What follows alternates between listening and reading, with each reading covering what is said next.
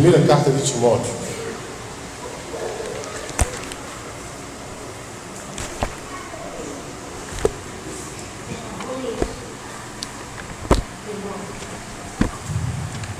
Tem uma coisa que tem preocupado muito.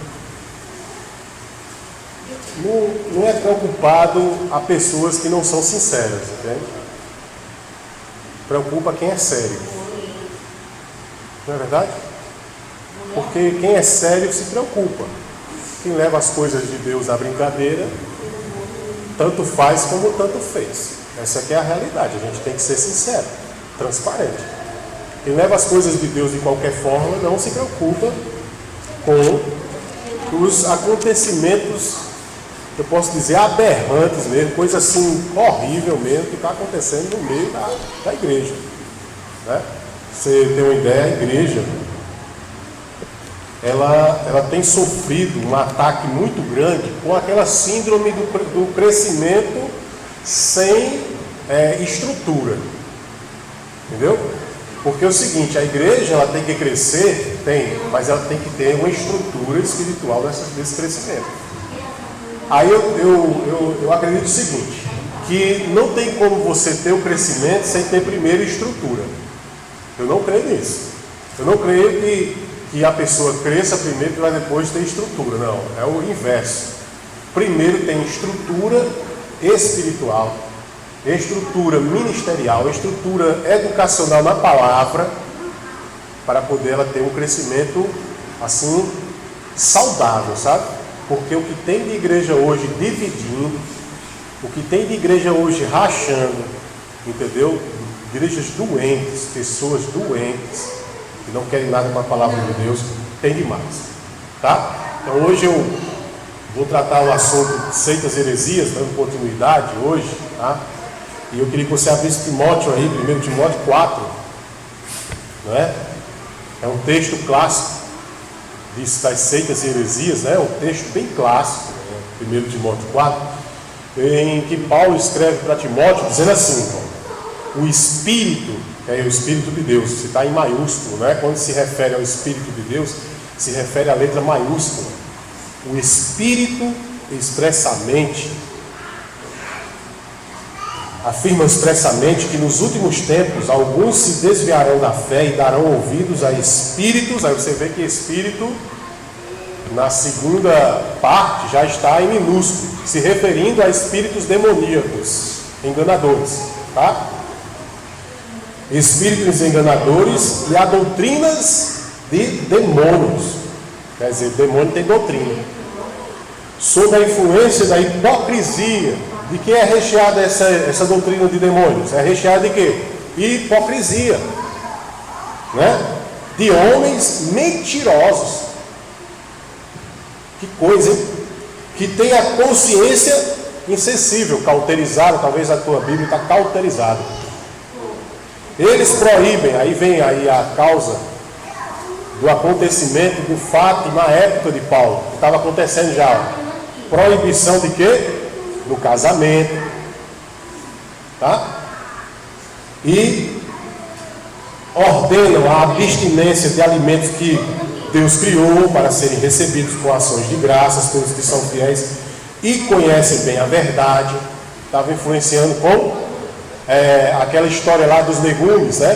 Pessoas que ficam influenciando, não, vocês têm que comer só os legumes, tem que ser, para ser espiritual tem que ser vegetariano. Aí ele está dizendo aqui, olha, não é bem assim não. Tudo que Deus criou, Deus abençoou e santificou, né? Aí, verso 4, né? Visto que todas as coisas criadas por Deus são boas. Olha só, nada deve ser rejeitado se for recebido com ações de graças, pois são santificadas pela palavra de Deus e pela oração. Então não tem problema você comer uma carninha de porco, ok? Não tem problema, meu amigo, alguém lhe convidar numa festa junina e você sabendo que aquela festividade ali, é claro, existe uma entidade, né? Ali, não tem problema você comer aquelas guloseimas que tem ali, certo? Só porque existe uma entidade referente. A Bíblia está dizendo aqui que a partir do momento que você está na palavra e você faz a oração, é santificado. Está ouvindo? Isso é para maduros na fé. Os débeis da fé, que é os tolos, como diz Paulo em Romanos 13, o tolo come legumes. O sábio e o espiritual maduro come de tudo. E dá graças a Deus. Está vendo? Então, nós como vamos falar hoje da seita adventista do sétimo dia, não tem como a gente não falar sobre comida. Porque eles fazem abstenção, separação de comida. Chegaram ao ponto, né, nessa época, de que até comida tem problemas, entendeu? Na área espiritual, e não é bem assim. Certo? Esse movimento, ele começou, esse movimento é antigo, ele começou, sabe? Com um homem chamado Guilherme Miller, que foi membro da Igreja Batista, né? Ou seja, ele foi acometido pela doutrina dos demônios, em acreditar que Jesus viria numa data determinada. Primeira coisa que ele começou a errar, numa data determinada, Jesus vai voltar data determinada, dia tal, hora tal. O que é que a palavra de Deus diz sobre isso? A palavra de Deus diz o quê? A palavra de Deus afirma que o dia e a hora só compete a Deus. Nem os anjos nem o filho sabem. Então o problema da seita é justamente isso. Aquilo que eu falo para você. As questões da matemática, os sinais da matemática, a soma, a subtração, a multiplicação e a divisão. Ela soma, ela aumenta a revelação de Deus, que não é para ser aumentada. Ela multiplica, ela divide, ela subtrai, ela tira do texto o que não é para ser tirado. Isso é perigoso, gente. Porque a partir do momento que eu roubo do texto a verdade que o texto está dizendo, eu estou dizendo o quê? Que Deus está pela metade para as pessoas, e não por inteiro. Concorda comigo? Não é verdade? Então, eles são experts, eles são capazes, né, de usar o texto bíblico para que promovam a fé distorcida e errada que eles estão crendo. Esse texto, os mormons para fazer ele, diz que a igreja, através desse texto aqui, diz que toda a igreja é um portador da fé. E que José Smith veio para restaurar e estabelecer a apostasia da igreja. Olha, aqui no texto não diz isso. Tem nada a ver. Ele analisa de uma forma geral que a igreja toda é portador da fé. Justamente. Então, eis um problema grande. Mas aí ele diz que é o seguinte: José Smith veio para restabelecer a apostasia da igreja. Eu sei. E a igreja toda gosta da fé. Eu sei. É um texto fora de contexto, né? É como, por exemplo, as seitas, elas gostam de fazer a seguinte ilustração. Eles gostam de fazer o seguinte: eles pegam a igreja católica, faz isso, pode ver as seitas, e essa daqui que eu estou falando hoje. Ela gosta de colocar a igreja católica no meio como a grande Babilônia. Está lá em Apocalipse, né? A grande Babilônia. E as filhas da Babilônia. Aí eles dizem que a Babilônia é a igreja católica. E lá não está dizendo isso. A Bíblia não está afirmando que é a igreja católica. Não tem uma afirmação assim categórica. Está entendendo? Por exemplo, hoje a maior religião do mundo é o islamismo. Não é mais o catolicismo. O catolicismo já perdeu para o islamismo. Hoje, se tiver o jihad, que é a guerra santa, se hoje tiver o jihad e a guerra santa, e aquele povo, e esse pessoal que é bem alienado, que está pronto para matar mesmo em nome de Alá e do seu profeta Maomé, se eles hoje decidirem, vamos, é guerra, é jihad, é guerra santa, eles vencem qualquer guerra, porque eles hoje são a maior religião do mundo. Vocês estão entendendo? Aquele povinho que coloca bomba no corpo, explode tudo. Hoje é a maior religião do mundo. A igreja católica já não é mais. Então é muito Gente, preste atenção no que a Bíblia diz, não é que eu estou dizendo. Porque o diabo ele é capacitadíssimo em distorcer as coisas na nossa cabeça. Preste atenção. A palavra de Deus, ela não pode ser interpretada como a gente quer. Você está entendendo? Então veja bem, quando o camarada força o texto, dizer, é a Babilônia, a igreja católica, e as prostitutas que estão ao redor dela, as igrejas evangélicas, ele está forçando o texto, porque o texto apocalíptico ali não está dizendo isso. E, infelizmente as igrejas dessa linha adventista faz isso, né? Ele surgiu, esse movimento com Guilherme Miller, que Jesus retornaria em 1844, faz tempo. Jesus retornaria em 1844, baseado no texto de Daniel 8, de 14 a 16, certo? Falando lá de templo, falando lá de um monte de coisa, expiações, certo? E ela se oficializou com o nome Adventismo do Sétimo Dia, no dia 28 de nove de 1860, certo? Ela se oficializou. Dizendo isso, diz o quê? Né? Por que Adventismo do Sétimo Dia? Advento quer dizer vinda de Cristo. Sétimo dia que eles adotaram o Shabat. Shabat quer dizer guardar o dia de sábado. Só que é aí que eu quero falar alguma coisinha aqui para você. O Shabat, que não é uma ordenança gentílica, não é uma ordenança cristã, não é uma ordenança para movimentos heréticos, que fique bem claro isso. O Shabat, que é o guardar o sábado, é para a nação de Israel. Não é para qualquer um dizer assim, eu adotei o sábado, eu vou guardar o sábado. Não. O sábado é uma ordenança, é algo instituído por Deus para um povo, não para todos os povos. O povo chamado Israel, os judeus.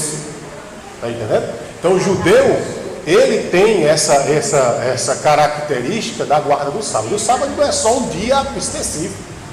O problema da seita aí, da adventista, que quero deixar claro aqui, que não estou falando das pessoas, ok? As pessoas não tem nada a ver com o ensino.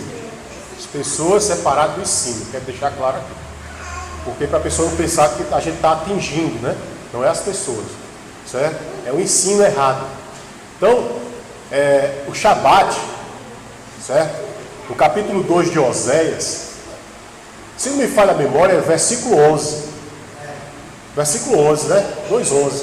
Que ele diz assim: farei cessar, ou seja, acabar, vossas festas, vossas luas novas, aí ele fala outra coisa lá, e vossos sábados.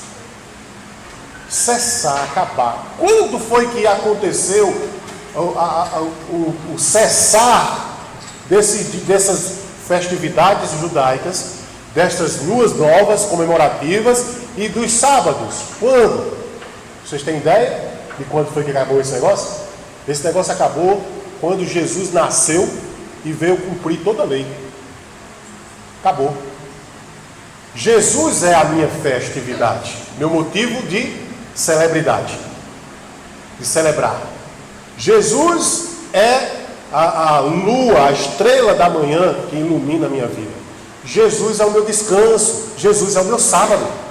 Eu não preciso mais de estar arraigado a uma nação, a uma religião, entendeu? Que faz um monte de aparato religioso para agradar a Deus. Eu não preciso mais, porque agora somos salvos pela graça. Já não é mais por lei, nem por cerimoniais. Tá aí? Aí a gente entra no sábado adventista. A gente entra no sábado adventista e o negócio está distorcido. Porque primeiramente começa esse sábado com a visão da doutora Ellen White. Este sábado começa com essa mulher. Ela teve uma visão, né? Eu já começo a derrubar daí, meu irmão.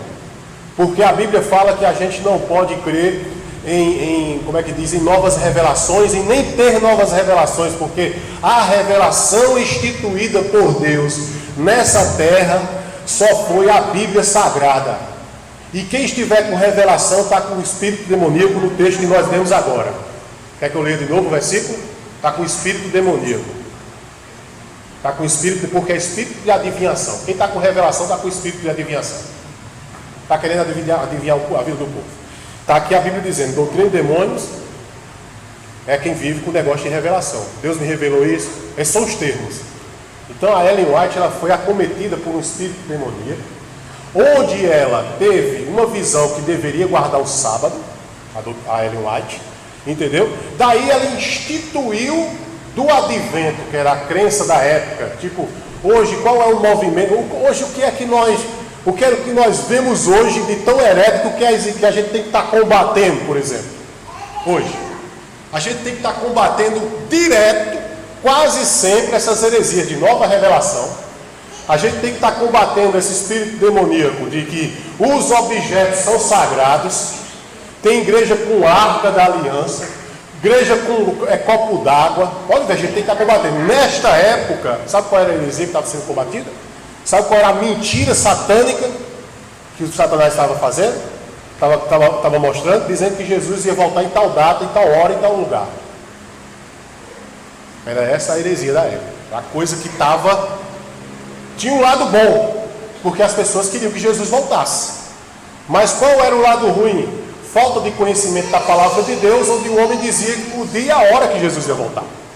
Eu me lembro de um vídeo dos Simpsons, que é um desenho animado, onde os Simpsons, o Bart Simpson, o pai, ele tem um momento lá religioso, e ele diz que é ouvir o profeta. E quando ele vira o profeta, você pode ver no desenho, ele vira o profeta, fica louco, sai pregando para todo mundo que o fim do mundo vai chegar, igual esse pessoal do advento, o pessoal dessa época que dizia que Jesus, né? Ele começa a ficar feito louco, pregando. Aí ele junta uma multidão de seguidores. Nessa multidão de seguidores, ele vai para o alto monte, que ele tinha uma data, tinha o dia, tinha a hora que o mundo se acabar. Ele fica lá no alto monte. Gente, é frustrante e engraçado, porque é cômico.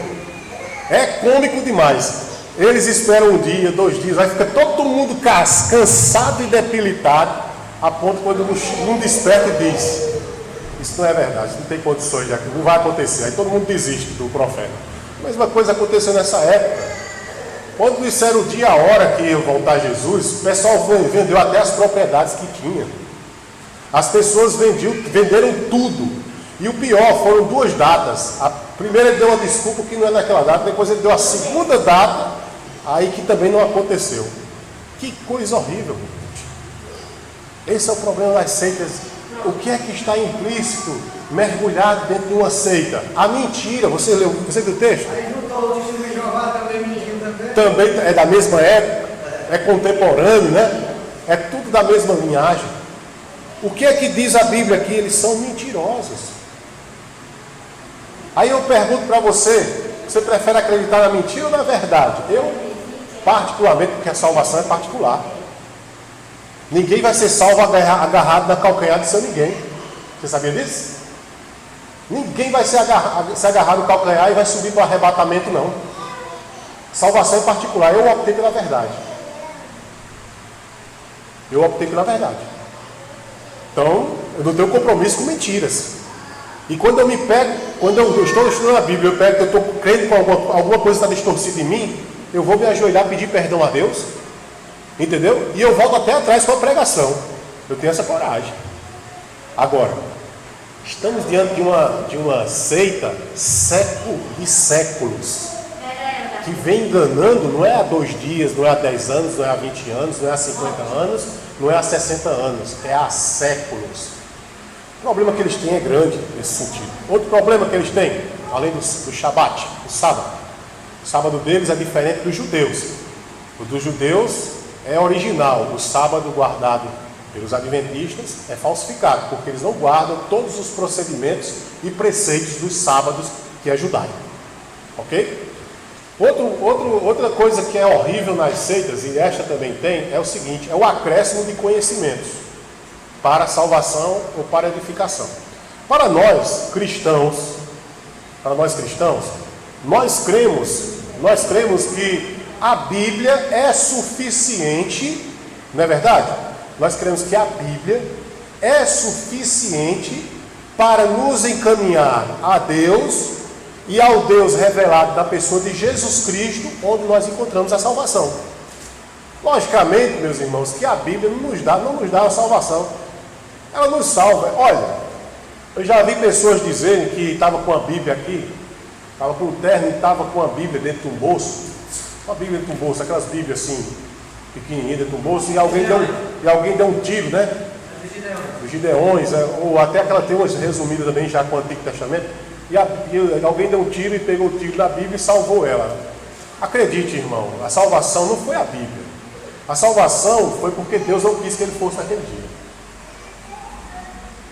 Não me leva a mal não, viu? Eu sou muito realista. Você sabe por quê?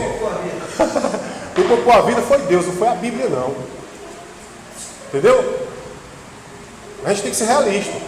Porque se Deus quisesse que fosse aquele dia, tinha atravessado todas as folhas da Bíblia, tinha atingido o coração dele e tinha morrido.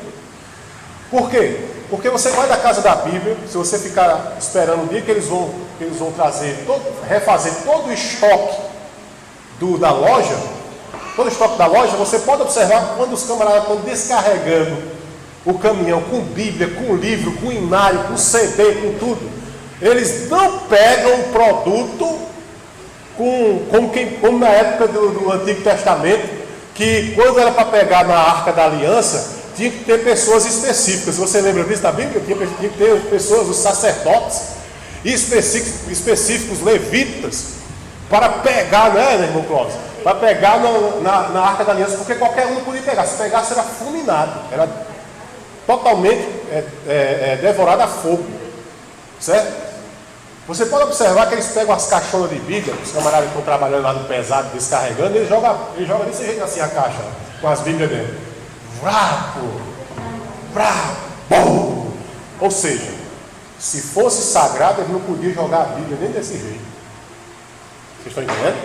Então não é a Bíblia não salva, mas o Senhor revelado nesta palavra, que se chama, que tem vários nomes, né? Jeová Nissi, Jeová Rafá, Jeová Jireh, Jeová Senhor dos Exércitos, El Elyon, entendeu? Ele tem muitos nomes por determinados momentos que ele agiu, certo? E na pessoa de Cristo, mais revelado humanamente, ele é quem nos salva. Ele é a nossa salvação, é a nossa bandeira salvadora. Então, não acredite. Olha, vou dizer uma coisa para você: a pessoa que está acreditando em falsas revelações, ela não está dentro do princípio da palavra de Deus. Ela está dentro do princípio desse texto, da mentira doutrinária que foi pregada, que está sendo ensinada perpetuamente há muitos anos, se perpetuando em gerações, enganando gerações, pelo príncipe das trevas que se chama Satanás. Então, a outra coisa é isso, eles têm livros avulsos, além da Bíblia eles têm livros, os livros de Ellen White, né? A grande revelação, grande, não sei o que, é tudo grande, grande conflito, é tudo grande, né? Ninguém é pequeno, engraçado, porque a Bíblia fala que grande é Deus, então é tudo grande, mas tudo voltado no pensamento de Ellen White. Eu li um desses livros, eu estudei um desses livros, que fala muito do Apocalipse, de novas revelações, e eu quero dizer uma coisa para vocês, gente. Pelo amor de Deus, é cada interpretação absurda do Apocalipse, e se você não tiver conhecimento, você bíblico, né? Conhecimento bíblico, firmeza em Jesus Cristo, você só acredita em fantasia religiosa. Essa é que é a realidade. Sem falar que, como já estamos no tema do nome da doutora Ellen White, né? Ela chegou após o Guilherme Miller. Guilherme Miller, pelo menos, se converteu. Quando ele viu que foi frustrante as suas previsões para a vinda de Cristo, ele abriu e voltou para a Igreja Batista arrependido. Salvou-se, né? Voltou para a fé genuína.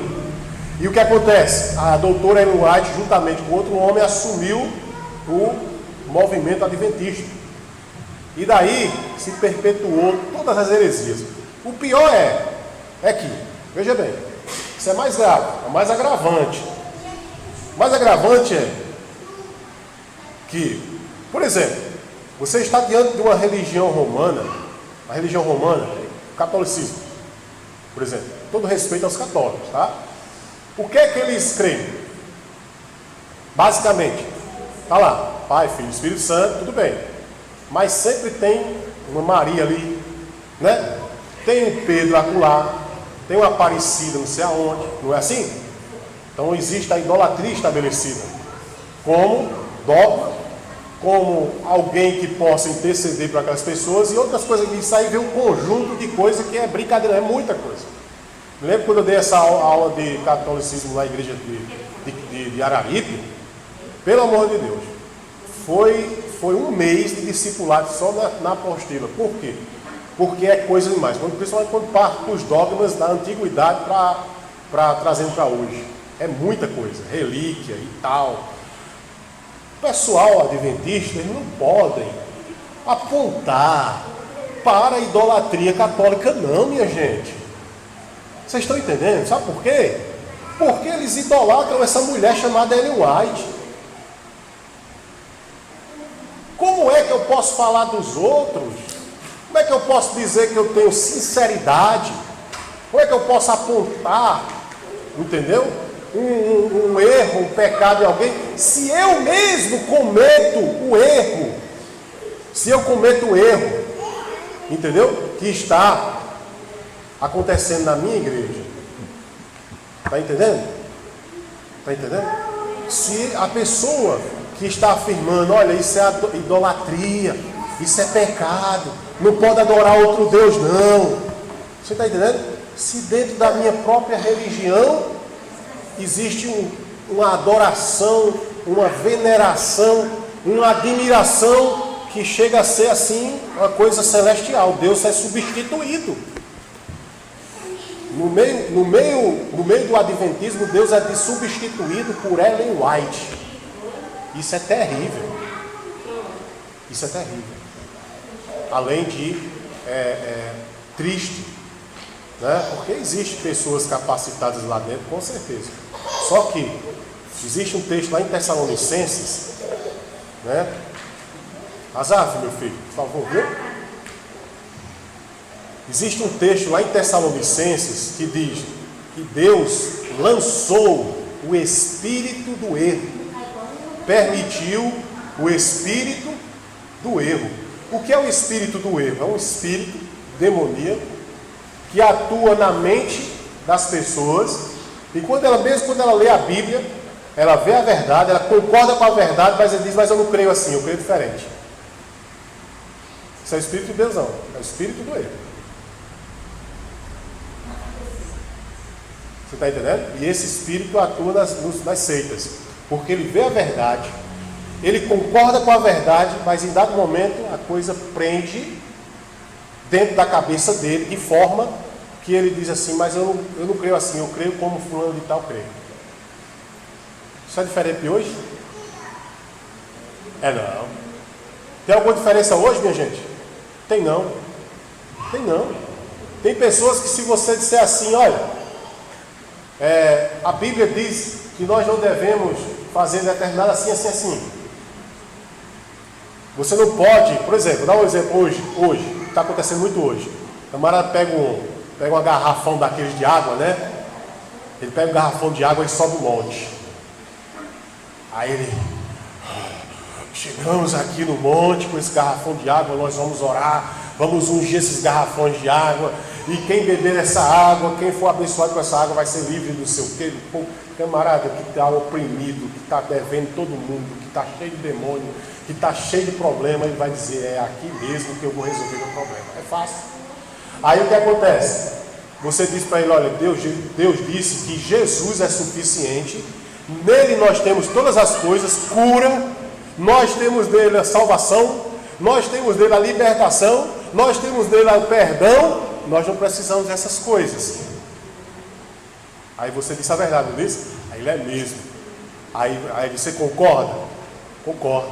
Então vamos mudar? Não, mas eu vou participar da campanha tal, porque fulano de tal orou, o apóstolo fulano de tal orou, então eu tenho que participar da campanha para me ser abençoado. Mesma coisa essa seita. sendo que com fatores e época diferentes. Entendeu? Deixa eu só concluir. A questão é que na época e hoje, eles idolatram de um jeito que se você mexer na ferida, eles ficam assim para lhe esculhambar. Qual a diferença? Não tem diferença. Infelizmente, a idolatria está instalada dentro do adventismo no sétimo dia. Pois não. Um problema, o desenganado do médico. Aí uma vez um homem do lado de Fortaleza disse assim: rapaz, o Valdomiro vai estar aqui, rapaz. Vem pra cá que vai ser curado. Meu irmão, qual é a diferença de Deus? Está aí e está aqui. Então é o seguinte: quem vai curar ele vai ter. Então, se Deus pode fazer o milagre, ele faz aqui. Com certeza. Mas a questão é que as pessoas, elas limitam o poder de Deus nas outras pessoas. Elas são incapazes de orar a Deus e Deus fazer um milagre. Verdade. Verdade, eu concordo plenamente com isso aí. Elas não têm conhecimento e não têm força. Graças a Deus, Jesus me curou. Eu estou aqui. Está vendo aí? Está vendo aí? Então, o que acontece? As pessoas limitam. Olha, Deus está lá no monte. Então, às vezes, Deus está no monte. Às vezes o pessoal pegaram por ela. Rapaz, estamos indo para o monte. Aí aquele levar aquele monte, fugir a pessoa de igreja, o seguinte, deixar a confusão maior do mundo. Eu disse, rapaz, qual é a diferença? Pega um avião que está mais alto que o monte. E lá em cima não vai orar, Deus está Está nas nuvens. está em cima da nuvem. Está nas nuvens, Jesus. Aí a visão do ser humano que está cego, Exatamente. ele quer buscar ali de qualquer forma, sanação problema. Até o monte se torna algo, Até o monte, tem umas igrejas lá. uma relíquia sagrada. Tem uma igreja no Rio de Janeiro, esse negócio de monte, vai. Rapaz, os irmãos estão ruim, vai fazer a igreja em cima do monte. Hoje tem igreja lá no monte, em cima do morro. Qual a diferença do Padre Cícero lá no morro lá em Juazeiro do Norte? Tem diferença nenhuma. É igual. Não, tem que orar de volta.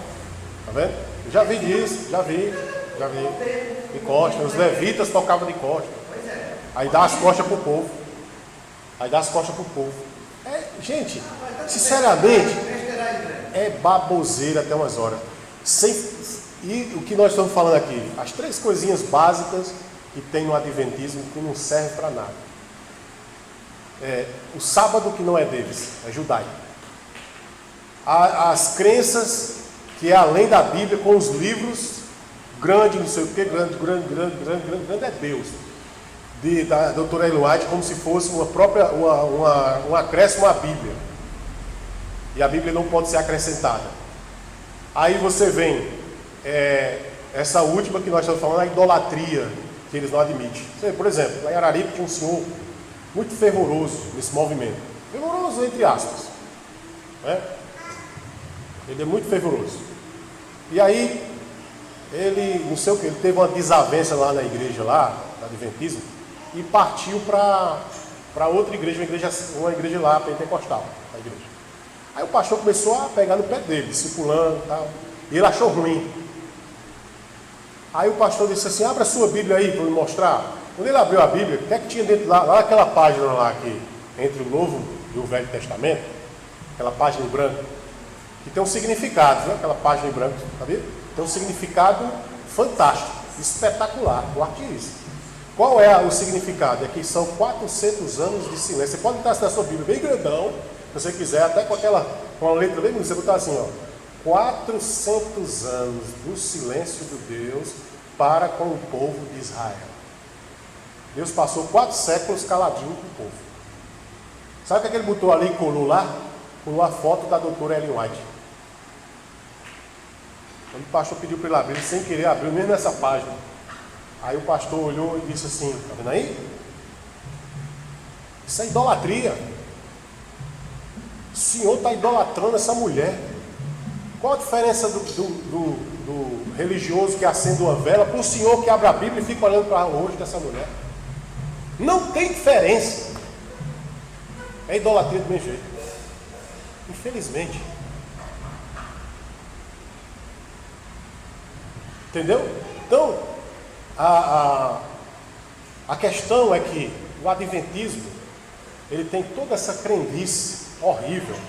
Aí eu vou partir agora para o final, porque já está na hora. Finalzinho. Como é que eles batizam as pessoas? Como é a profissão de fé? Né? Nós fazemos uma profissão de fé bíblica. Eles fazem a profissão de fé religiosa da instituição. Ou seja, o pastor quando vai batizar no Adventismo, é curioso, né? Eu achei interessante isso. Eu perguntei, porque pessoas saíram de lá e foram para a nossa igreja na época, umas 10 pessoas. E eu tive que fazer um trabalho assim, de limpeza de piolho assim, grande da dúvida, porque tem muita gente que está lá cedo e está cheio de piolho na cabeça e dá dúvida. Porque quando vem toda cheia de... Vem coçando com força de dúvida, de tanta coisa errada na cabeça. Então veja bem, numa das conversas, a gente discipulando, aí foi falar sobre batismo, porque eu particularmente, eu acredito que uma pessoa quando vem se direciona para uma das nossas igrejas, desses movimentos heréticos, elas precisam ser discipuladas e precisam ser batizadas. E para mim não é convertido não. Não me leve a mal. Não é convertido. Tem que ser discipulado, tem que ser batizado. Como é que é o batismo deles? Primeira coisa que o pastor lá diz: você confessa, você crê, confessa que Ellen White é profeta. Olha só a profissão de fé.